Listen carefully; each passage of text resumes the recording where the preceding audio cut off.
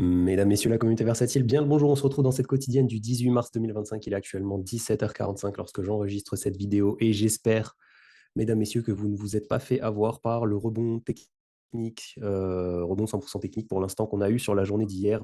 Bien évidemment que vous ne vous êtes pas fait avoir puisque vous faites partie de la meilleure communauté Internet concernant ces sujets, c'est-à-dire la communauté versatile.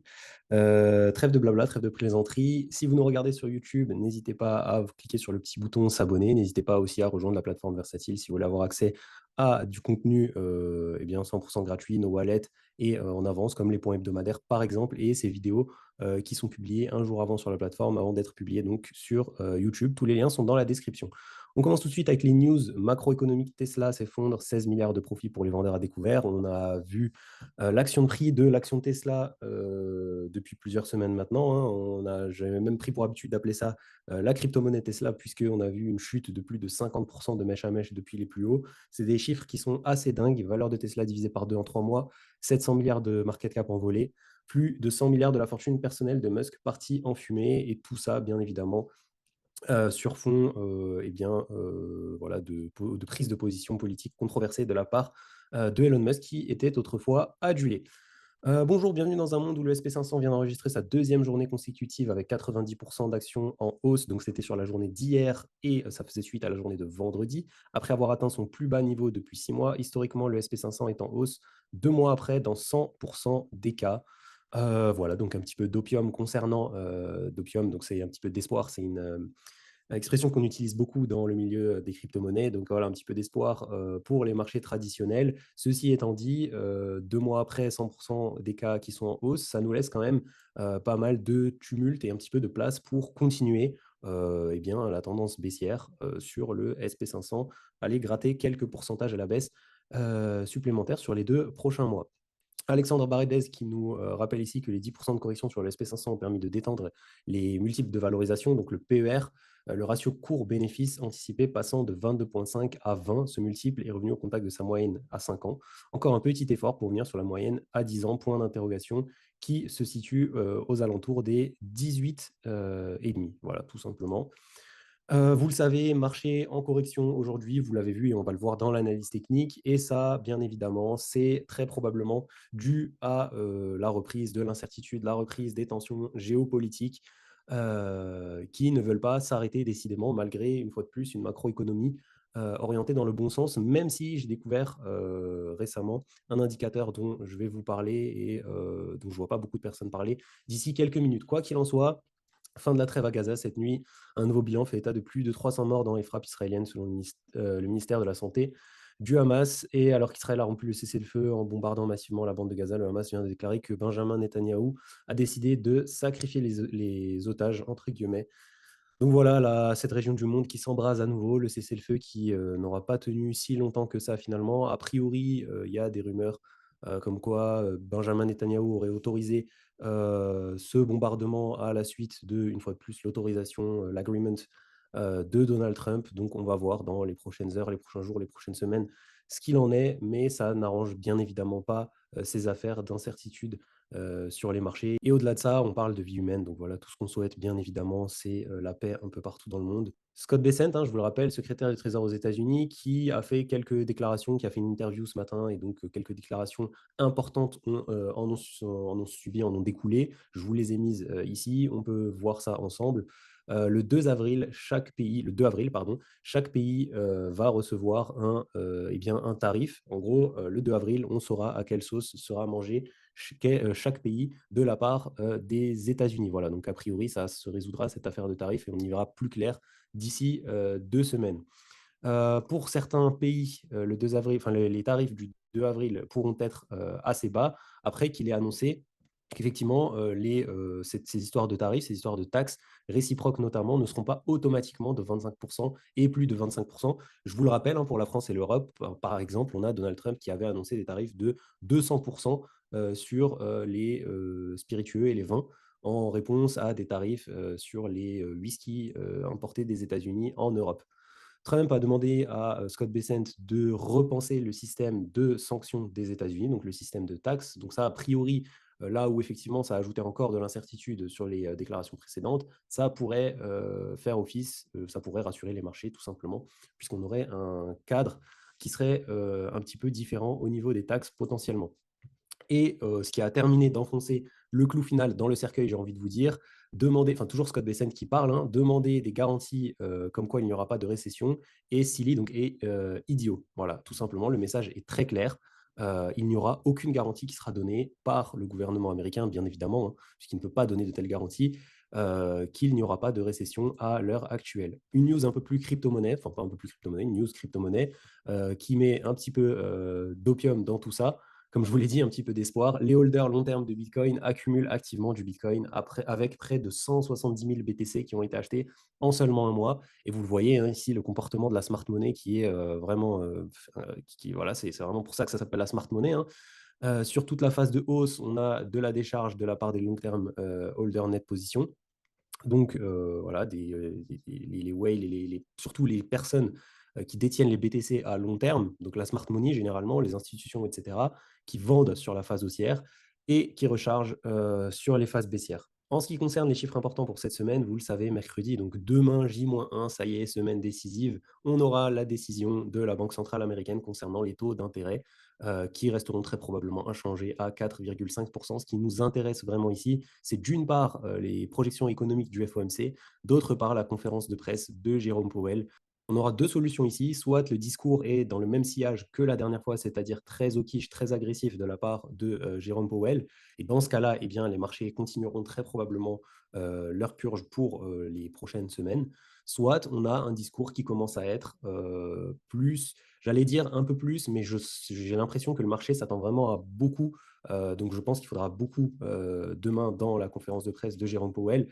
Soit il utilisera des mots qui sont, comme je vous l'ai dit dans les quotidiennes précédentes, bien plus permissifs concernant le futur, la baisse des taux, etc. Donc voilà, ça va être vraiment quelque chose qui sera décisif. C'est quelque chose que le marché attend vraiment. Donc ce discours de la Fed, ce discours de Jérôme Powell qui est vraiment extrêmement important. Maintenant, j'aimerais vous parler d'un chiffre et d'un indicateur dont je ne vois pas beaucoup parler sur le World Wide Web. Et donc, il s'agit tout simplement de ce chiffre-là. Alors, qu'est-ce que c'est que ce chiffre-là? Je vous explique très rapidement. Donc, il y a bien évidemment la Banque centrale américaine, donc la Fed, a des antennes régionales et l'antenne régionale à Atlanta fait à l'aide des données macroéconomiques qu'elle a, des projections de croissance du PIB aux États-Unis, d'accord? Donc, produit intérieur brut, ce qu'on appelle le GDP aux États-Unis en anglais, tout simplement. Donc, vous pouvez le voir ici, les projections, elles se font de trimestre à trimestre. Et globalement, on était positif jusqu'à donc c'est ce que je vous disais, hein, sur les chiffres du PIB, sur les projections du PIB. C'est des projections, donc pas que pour Atlanta, hein, c'est des projections que fait cette antenne régionale, mais pour tout le pays, donc pour tous les États-Unis. Et vous voyez qu'à partir, on a eu un gros shift entre le 19 février et la projection du 28 février. À partir de la projection du 28 février, on voit très clairement qu'on a une grosse chute dans les projections quarter on quarter, donc trimestre sur trimestre, donc une contraction du PIB à partir donc de ce 28 février. On va voir tout à l'heure les charts à cette date-là et vous allez voir qu'en fait, c'est pas si clair que ça. Est-ce que c'est la géopolitique? Est-ce que c'est Donald Trump qui a drivé les marchés vers le bas? Ou est-ce que on n'aurait pas une certaine correspondance, une fois de plus, au niveau macroéconomique, puisque c'est aussi quelques semaines avant qu'on avait le discours qui était extrêmement hawkish du côté de Jérôme Powell. D'accord? Donc, on va voir tout à l'heure, on va superposer ça avec les charts pour un petit peu explorer quel a été l'impact finalement de ces projections au niveau des marchés. Donc vous le voyez, hein, cette antenne fait régulièrement des projections concernant justement ce PIB et on a eu trois projections de contraction du PIB pour fin mars lors du mois de mars. Qu'est-ce qui peut changer ça? Puisque là, on aura effectivement les chiffres du PIB qui seront publiés donc le 27 mars à 13h30. Et donc, on a potentiellement jusque-là pour renverser la balance. Actuellement, on voit très clairement que c'est une contraction du PIB qui est attendue à moins 2,1%. C'est aussi et surtout ça, je pense que les marchés sont en train de pricer la combinaison entre la politique de la Fed et cette peur de contraction du PIB et donc potentiellement une entrée en récession, on en parle depuis un moment sur Versatile, du côté du marché US. Des excellents chiffres macroéconomiques peuvent sauver les meubles d'ici la fin du mois. Sinon, on aura une contraction. Je ne pense pas qu'on aura ces chiffres-là. Je pense qu'on va avoir une contraction du PIB euh, pour ce trimestre-là. Ça ne veut pas forcément dire qu'on aura une récession aux États-Unis, puisque je vous le rappelle, il faut qu'on ait 2 trimestres d'affiliés en contraction pour qu'on ait une récession aux États-Unis. Et encore, ce n'est même pas systématiquement le cas, puisque je crois que c'est un organisme tiers qui déclare ou pas l'arrivée en récession. On va tout de suite passer du côté de l'analyse technique. Et vous voyez qu'aujourd'hui, hein, on ouvre le SP500 et le Nasdaq eh bien en baisse, tout simplement. On est allé pullback, enfin, on est allé retester cette moyenne mobile 50 en hebdo. Je vous le rappelle, la bougie là, elle est en hebdo. Il faudra voir vendredi soir pour avoir la clôture de la bougie. Je vous le rappelle, si demain on a un discours de Jérôme Powell, c'est le truc le plus important de la semaine. Si on a un discours de Jérôme Powell qui est accommodant, on peut repasser tout simplement au-dessus de cette moyenne mobile 50 en hebdomadaire. Autrement, eh bien, ça fera office de résistance et on ira visiter un peu plus bas. Donc, si on regarde depuis le 28 février, effectivement, vous le voyez, hein, on a eu le discours vraiment qui a été très au quiche du côté de Jérôme Powell lors du mois de décembre, donc qui a déclenché cette première correction ici. Et ça, c'est ce que je commence à penser maintenant que je commence à avoir toutes les données entre mes mains. Donc, qui a déclenché cette première correction. On a eu l'investiture de Trump, donc le Trump Rally qui a suivi. Et effectivement, je pense que c'était juste un dead cat bounce. Et voilà, ça sera confirmé dans les prochains temps. Donc, le dead cat bounce de Donald Trump du côté des indices. Et je vous l'ai dit, hein, 18-28 février, là, on a eu l'anticipation et la projection des chiffres de la contraction donc, du PIB aux États-Unis pour le premier trimestre. Et je pense que c'est ça, en fait, en réalité, que le marché est en train de pricer en bonne partie. Donc voilà, depuis la publication de ces chiffres-là, vous voyez que c'est à ce moment-là qu'on a cassé la moyenne mobile 20 en hebdo et qu'on est allé plonger en territoire de correction un peu plus profonde. Voilà, du côté du SP500, il n'y a pas grand-chose de plus à dire. C'est exactement la même chose du côté du Nasdaq. Donc je pense que c'est vraiment important, c'est vraiment un chiffre qui est important, qu'on peut rajouter aux chiffres, à regarder tous les trimestres et aussi à regarder régulièrement vis-à-vis des projections, puisque vous avez vu qu'il y avait des projections régulières, c'est justement ces projections de l'antenne régionale, donc de la Banque centrale à Atlanta, de la Fed à Atlanta, du GDP aux États-Unis, puisque c'est exactement la même chose du côté du Nasdaq également. Du côté du Nasdaq, c'est pareil, hein, d'un point de vue technique, on est tout aussi dégradé. On est allé voilà, retester la moyenne mobile 50 en hebdomadaire. On le voit clairement ici, même si je vous le rappelle, on est mardi, c'est une bougie hebdo. Ça sera vendredi que on payera. Donc c'est à la fin du bal qu'on paye les musiciens. Et ça sera la clôture de cette bougie qu'il faudra regarder ici. Mais pour l'instant, ici, la moyenne mobile 50 en hebdo qui fait office très clairement de résistance au-dessus de notre tête, tout simplement. Du côté de l'indice indien, pour l'instant, on est en train d'essayer de se remettre à plat. Donc, vous le savez, l'ensemble des indices globalement, notamment européens et chinois, en profitent donc de l'appel d'air qu'il y a sur les indices américains pour surperformer. Est-ce qu'on va avoir, voilà, est-ce qu'une fois de plus, c'est un dead cat bounce? Est-ce qu'on va être capable de faire un plus haut que les précédents et un plus bas plus haut que le précédent pour reprendre une tendance haussière ou ne serait-ce qu'un range qui nous permettrait de commencer notre accumulation du côté de l'indice indien? Pour l'instant, pas trop de visibilité. On attend de voir ce qui se passe. Le Amundi MSCI World qui a à peu près la même tête que le SP500, c'est bien évidemment normal puisque ce sont globalement les mêmes indices. La corrélation, l'indice de corrélation est très fort entre les deux. Mais on est toujours pour l'instant sous la moyenne mobile 50 en hebdomadaire.